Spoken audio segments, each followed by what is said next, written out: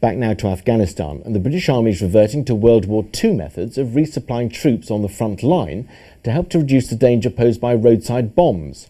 Traditionally, the forward operating bases have been restocked by road, as airdrops have been notoriously inaccurate. But now what looks like a large dart thrown out the back of a moving Hercules is helping to ensure that dropping loads from the sky should limit the danger to soldiers who resupply by land. If it's true that an army marches on its stomach, then what is contained in these boxes should keep the soldiers at FOB Edinburgh and Northern Helmand going for some considerable time.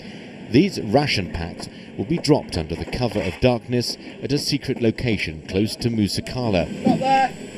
It's only now a viable option because of the introduction of a new system that works out a precise time and location for the drop to begin. If you drop by road, you put a convoy out for a long period where it's vulnerable to attack and where the vehicles can run over IEDs, and that puts the people at risk. We can lower the burden on those patrols and reduce them to the minimum by making more use of airdrop, where we can drop large numbers of supplies very close to the patrol bases and the forward operating bases, precisely where the troops need them. Airdrops to resupply the front line were used as far back as the war in Burma, but historically the vast majority of loads never landed where they should. For that reason, the FOBs here in Afghanistan have been restocked by road. The perils of doing this are all too clear. But if the loads can be dropped more accurately from the air, it makes resupplying the FOBs less dangerous. Inside this flight case on board the Hercules are small GPS weather sensors attached to parachutes.